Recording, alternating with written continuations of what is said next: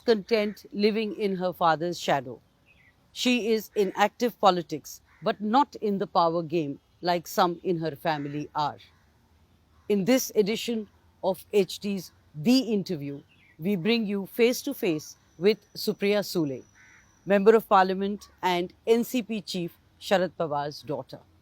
Welcome to the show, Supriya, and thank you for being with us. Thank you for having me on the show. My first question: how concerned are you about the resignation demand of Anil Deshmukh? Well, any demand when an opposition makes it, you have to take it seriously. And I would never just brush it off casually because I think our jobs are very, very serious. And at any given time, our stakeholders must always be felt safe, secure, and assured. So, even however small, real, fake allegation is made, I think whoever is in the treasury must take very serious cognizance of it and absolutely lead from the front and transparently bring the truth in front of the people. Mr. Sharad Pawar, your father has said that the charges are very serious. Do you agree? Yeah, any charge when it's made with this kind of huge numbers, it is a serious charge. That doesn't mean it's true. I mean, I can also make a charge against you. It's a serious charge. But that doesn't mean it's factual, right? So what is reality versus a charge? And I think that shows our honesty. And it's not, I think all of us across the spectrum, when there's a charge made, I think when you have a very casual approach, that अरे कुछ नहीं है, ठीक है. But charge is serious. I mean, we take every allegation that's made against us with full accountability. And I think we must always be very transparent about what is said. Not following the official line, do you really think कुछ नहीं है, अरे इसमें कुछ नहीं है? Yeah, of course not. I mean, आप हिसाब भी करिए ना. First of all, COVID times. To make this, first of all, the allegation just shocks me, first of all. And you logically tell me, हिसाब के लिए भी आप सोचिए, that if this allegation is made, first of all, due to COVID, Maharashtra is the most affected state in the country. On top of that, half restaurants and bars are not even open. So it again sounds ridiculous. And little maths, I think they said 1700 into 2. Please calculate for yourself how much does that come to. I mean, it's ridiculous. And just to throw a number so casually, and I only feel this, I don't blame anybody. I have very high regard for everybody who makes the allegation or who it's made against. But I think at a certain level for all of us in life, you have to mature and get out of the casualness. I think that's what maturity and leadership is all about. It's very easy, some youngsters are impulsive. We can't afford to be impulsive, especially when we are in a position of responsibility. So they hurt me, so I have to reboot. Doesn't work like that. Doesn't come. And then what is maturity and old age and experience all about if you're going to be so shallow? Actually, you expose yourself when you do that. But tell me, I get a sense that the problem is with the number. So if the number had been more realistic, it would have probably worked. Are you saying that? Not really. I mean, I think any allegation like this is especially coming from this. Of course, we must take very serious cognizance because I don't care who's wearing it. It's the post and the vardi that matters. I have a lot of pride of Mumbai police. I grew up in that city and I feel so safe and so reassured when I see the Mumbai and the Maharashtra police. So it doesn't matter who's the home minister, whether it's them in power or us in power. We love our police force and we are very proud of them. So when somebody from the police force makes such an allegation, of course you have to take it very seriously. And there is a legacy of very large and larger than life leaders in Maharashtra who've been home ministers. And the recent one, which is most popular in the last 25 years, has been late R.R. Patil. We are very proud of our home ministry and I think it's a very sensitive ministry. I mean, something like this comes, it's very hurtful and painful for me personally. You said about police officers and the pride of the uniform, etc. And the allegations should be taken seriously. But let us also not forget that Parambir Singh made these allegations after his transfer. I agree with you. I mean, that's what I feel so sad about. That if I were in his position, I'm not personally saying anything about him. I have very high regard, as I told you, for anybody who's worked hard to come to a certain position. Clearly, everybody has to have some value. So I don't want to refute anybody. I have a lot of regard for everybody who's worked hard to reach a position. Obviously, there's a lot of sweat, blood, and challenges every human being goes through. But I feel hurtful that it was an somebody who's made these kind of things after the job is little hurtful and disappointment. And if there were really such charges, I wish we had a more interactive relationship, as in the vis-a-vis the government and him. If there was somebody making, I don't want to throw muck at anybody. I think that's not what we're here for. I think what I feel worse at this moment is my state is getting a bad name, and I have a lot of pride of the state and the country I belong to. So when these kind of things happen, it hurts my state. Doesn't matter who's in power and who's making the allegation vis-a-vis, but I would never wash my dirty linen in public, because I love my country and my state way too much. Doesn't matter who's in power. Anil Deshmukh is the same person who said, I will probe tweets by Lata Mangeshkar and Sachin Tendulkar. What do you make of this madness? No, I don't think. I think he was misinterpreted, and I think he clarified what happened. What he was trying to say is there was a certain pattern that he saw in several of those drafts. What I remember reading and seeing a video that he made after this was to clarify that there was a certain pattern, and there is so much right and wrong in the social media. I mean, accounts getting hacked, and so much lies, and not just about any office being spent about. And I think Lata Didi as well as Sachin Tendulkar are our Bharat Ratnas. So we are absolutely proud of them. So I think he was just being cautious. Why is your father, Mr. Pawar, defending Anil Deshmukh? Why doesn't he let law take its course? I mean, I don't think, law will of course take its course. And I think if you don't stand by your people when you're asked questions, we are not going to the media. The media comes to our home. We are not going to any press conference and saying, Bhaiya, humse pooch lo. They want a clarification, and I think you should be happy that Mr. Pawar is being so open about it and so accessible about it. So I look at it as a plus point. We have nothing to hide. So why should we hide behind anything? We are being very upright and transparent and open. He also asked a police officer like Julius Ribeiro to investigate or head the investigation, and Ribeiro said, it is too murky, I will not touch it with a barge pole, and Mr. Sharad Pawar, who's head of the coalition, should lead the investigation. So tell me about it being murky and about Mr. Pawar heading the investigation. Well, I don't know if he's the competent authority to do so. I think the Honorable CM would be the right competent authority to take that decision.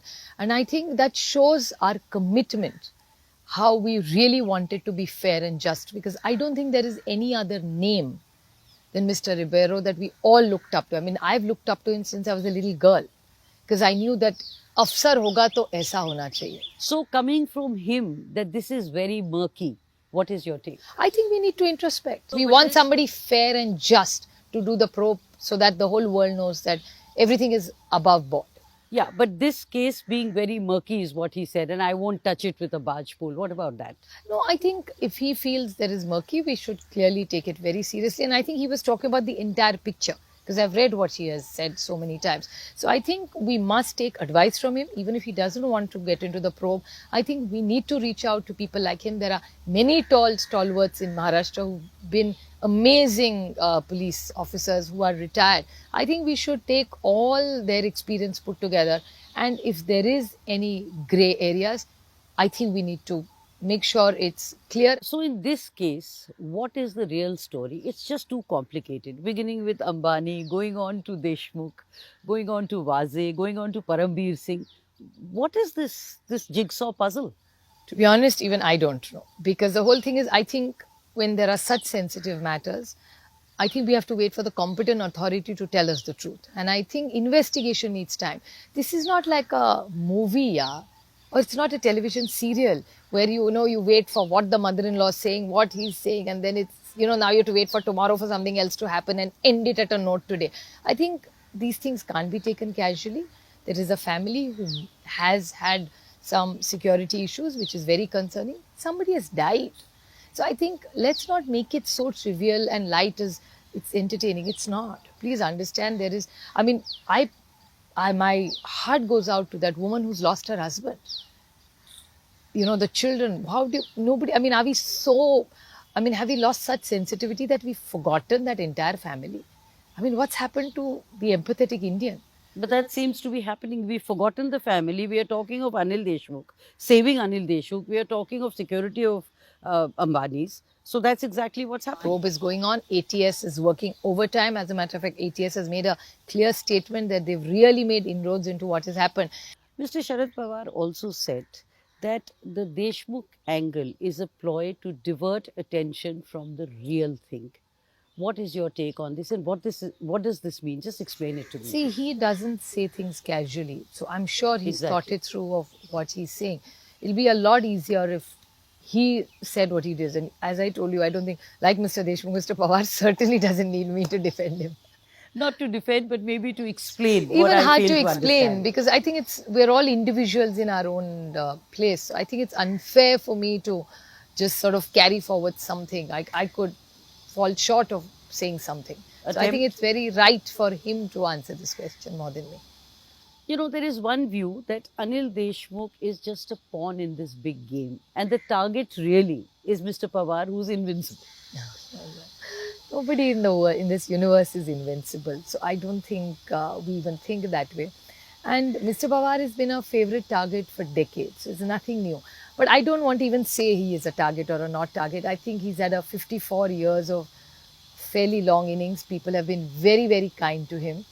And I have only gratitude in my mind for people of this country for what they've given us. We came from a very humble background to, reach up to Delhi, be in this entire political situation for 54 years. So I have only gratitude in my mind and heart. And let's see what life has in store for us But you ahead. don't think he's the target? No, he's been a target several times, and I laugh at it sometimes in my mind and say the fact that they want to target you at 80, well, you're relevant in the game. So I think it's very flattering if you ask me. And I think he also likes a fight.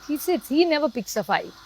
But when something comes on, I think it entertains him. He's like a child in I think in a, at a birthday party or a store or a toy store. So he has a lot of fun when there is something like this happening.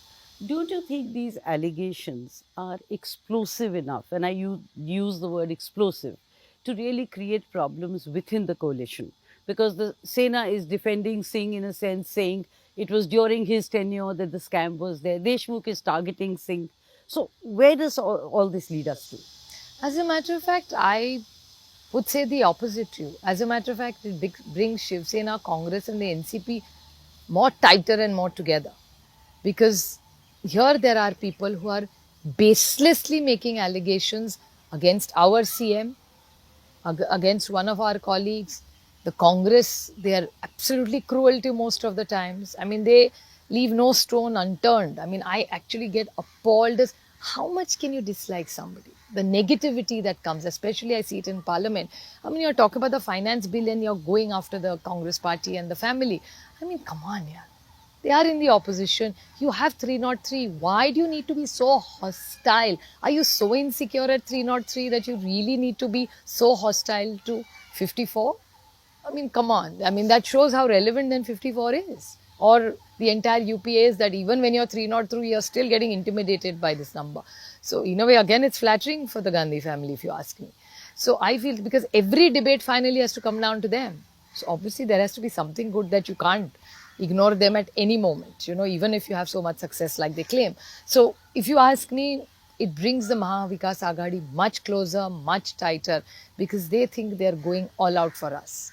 So, when there is somebody who attacks your home, the entire family gets much together and tighter. Mr. Sanjay Raut said, and I quote, "The allegations have dented the image of the coalition, and all allies need to introspect whether their feet are on the ground." Do you agree with this assessment? No, I think introspection is something any government has to do all the time. Feet on the ground? Yeah, feet on the ground is something which, Bala Sahib Thackeray has said for decades. Mr. Pawar keeps telling us in every party meeting whether power, no power, please. So I think it's a great piece of advice for anybody. It's applicable to, I think, all fields that your feet have to be ground, you have to be completely focused. And I think you have only picked up one piece of what Mr. Raut said. So you have left out ahead and behind.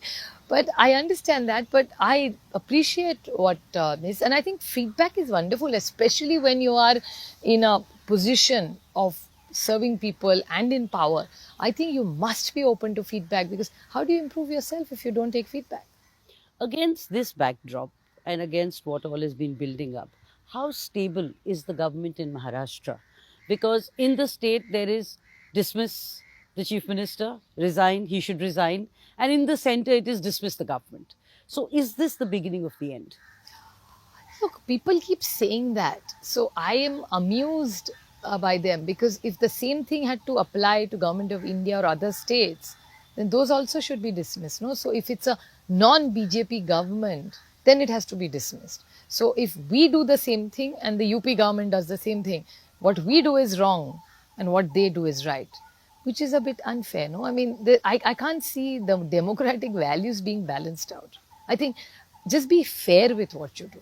I mean, the allegations that were made against us about transfers, something worse and horrific has happened in UP. You have conveniently forgotten about that and shoved it on the carpet, and people are not talking about it. I mean, it's ridiculous. So is there a real threat to the government, and do you think president's rule would be something the BJP would push for, and of course the governor's role in that? See, I can't comment on that because that's something they have to decide.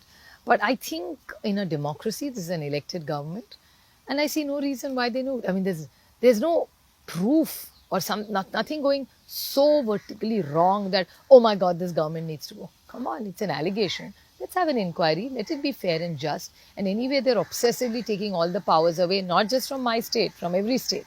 So every state, look what's happened in Delhi. Be it Andhra, be it Telangana, be it Bihar, be it Maharashtra, every state is crying. Wherever there is a non-BJP government or a non-BJP CM, you hear the same murmurs everywhere. So I think even the BJP has to realize that if they've done so well, why are you so insecure about these? Let's live. When elections come, we'll fight it out. Let's slug it out. I have no problem. But I think once there is a government place in a pandemic with the economy doing so badly, I think we need to get serious. We have larger issues to worry about, not just wrestle for power. So are you saying you're not worried about the stability of the state government? No, it's just created in the media. It's a hype created in the media.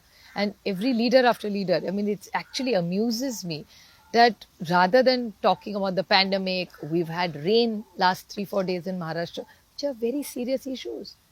Is the rain more important? The pandemic issues really need to be important. I mean, if I was in the opposition, the first thing I would have said is not come to Delhi to meet the NIA. I would have gone on the field and met my farmers and checked and asked the government, what are you doing about the pandemic numbers? Let's work, put our minds together and fix this first. Zinda rahenge to kuch aur karenge na. So the government will do its full tenure. Clearly. It will run the course. Oh, absolutely. I have no doubt in my mind. You take great pride, and I've always believed and seen you as a very content, laid back person. You take, Laid back is not a good quality. but laid back in the sense you're not in the power game. But you take great pride in the state, in your role, etc. You also take great pride in your family. Will you tell me the truth about how fragmented your family is? Why would my family leave? Why would Cousins, anybody want? cousins. They're not my cousins. They're my family. Exactly. I was coming So to that. I don't get into that trap. And I think for me, nothing matters first. First, it's the commitment to the job that I have that comes first. So I always want it's not about what people think about me. First, I'm accountable to myself. So I think I would want to be a karma yogi for the rest of my life, because I really feel that whatever that state has given to us, please understand, this is not a family inc. There are a lot of stakeholders here. Yeah, we but- cannot let our stakeholders down.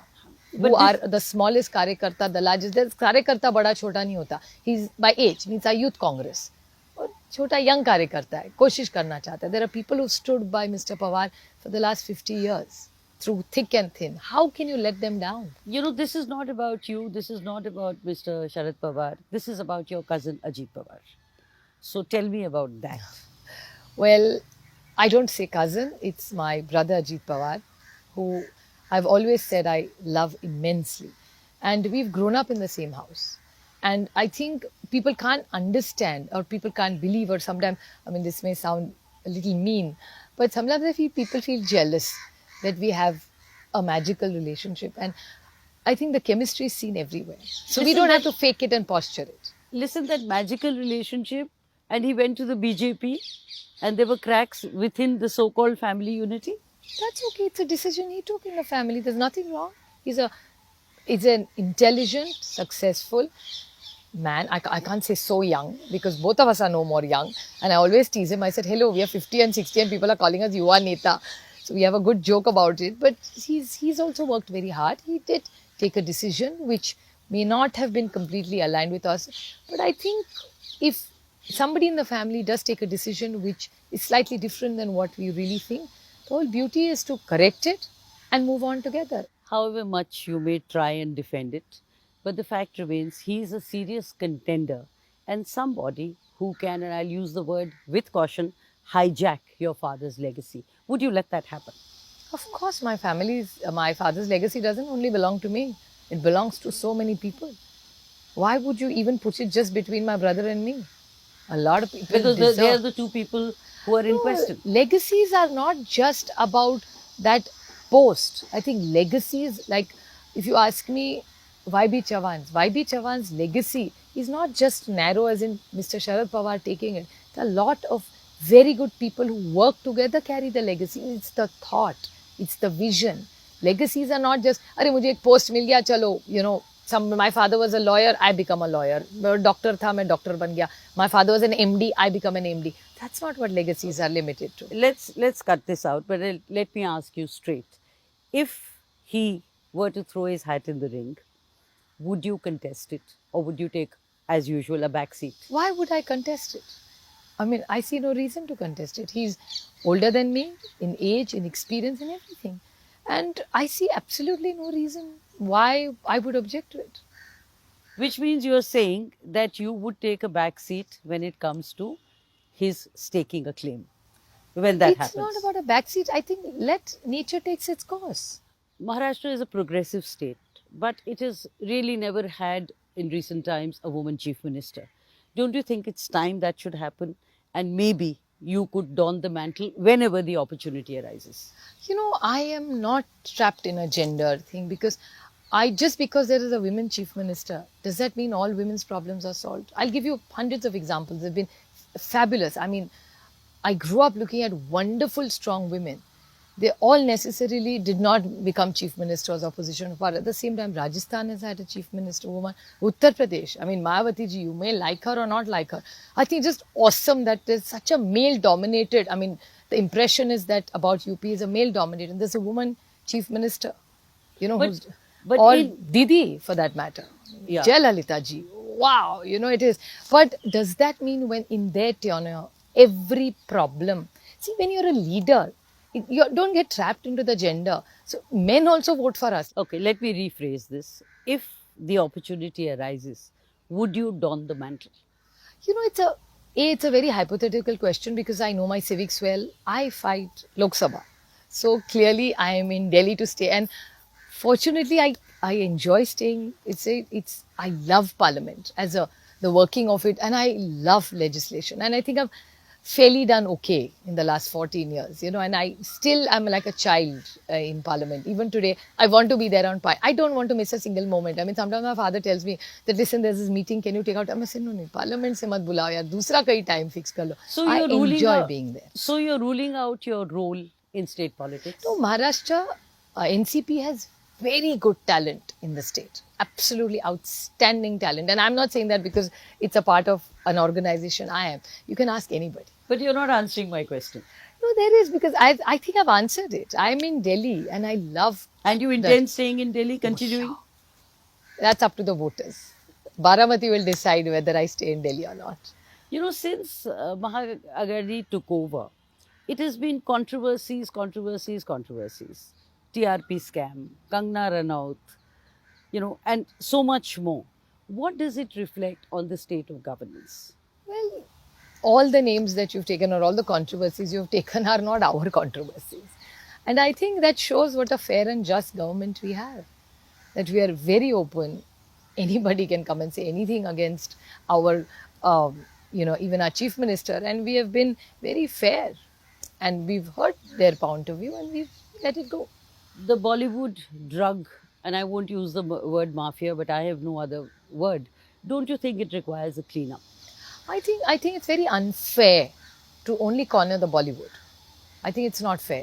Bollywood has had a huge contribution for India. They have been there are some of them who have been exemplary role models for people. People look up to Amitabh Bachchan, people look up to Amir Khan, people look up to Salman Khan, people look up to Shah Rukh Khan. You know, they have role models everywhere. That's one part. No, there But is what about the rave parties? What about... So are you trying to tell me only film stars have rave parties? No, I'm not.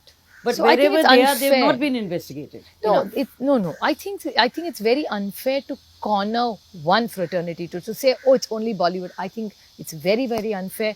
They contribute huge to nation. Internationally, Bollywood contributes to India's recognition. Okay. And it's a talent pool. And I think drugs is a universal problem and we should have zero tolerance. I mean, you're Exactly. talking about drugs.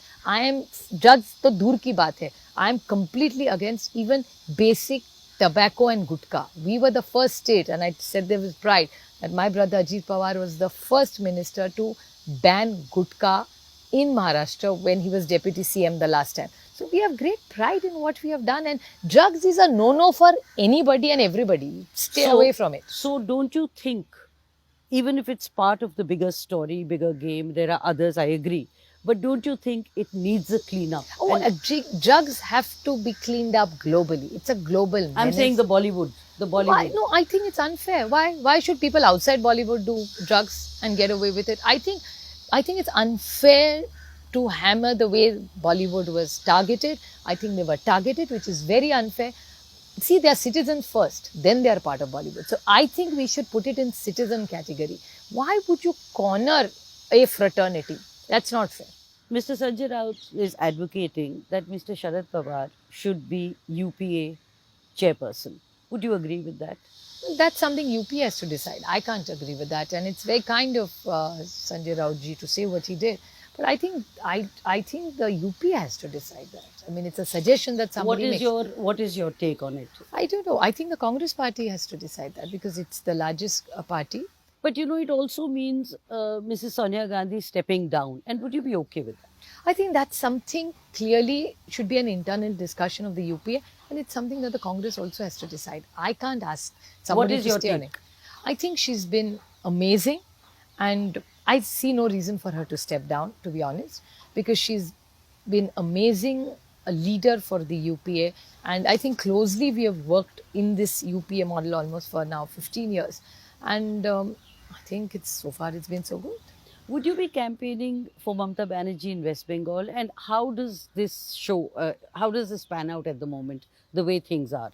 Well, of course, I feel terrible that I don't want to get into the gender trap here. She's a leader. She's not a woman leader. So I hate it when people say, "Arey, ek mahila." I said, no, wo mahila bhi hai, but leader bhi hai. This is what I was trying to tell you earlier. So she represents West Bengal, and the way they're trying to corner her is very, very unfortunate, and we've been through it. So I know exactly what she's going through. So when their forces come in all, I mean, right from a corporator to MPs to but that's their style of administration, I mean, their elections. I'm not getting into it. But I love it when she fights it. I think it's nice when somebody stands up. She will 100% win. I have no doubt in my mind. But I think, I mean, what my values tell me that however big the bully is or however strong your opponent is, whether you win or not is not, go through the journey and stand by what is right and what is just. So I think I'm too excited the way she's fighting. I think I feel great about it. I feel energized just looking at her energy, and I'm 100% sure she's going to win. Would you be campaigning for her? Well, Mr. Pawar is going, and we are all happy to go because we all want to go. We are going to Kerala. I've even asked, I mean, just to sort of show support and go and see what, Tamil Nadu elections are. We're hoping to go there for 1 or 2 days, but that's more like just to show love for them, for the families. I'm going to go. That's more like a private thing. Then they really don't need us to come to campaign for them at all. In West Bengal, she would probably need you. Yeah, Mr. Pawar is going for 3 days. And I think I think we should all stand with each other during challenging times. And I think when it's a war, I think we must be united. Supriya Sule, thank you very much. Thank you for your time and answering all the questions. It's always a pleasure to chat with you.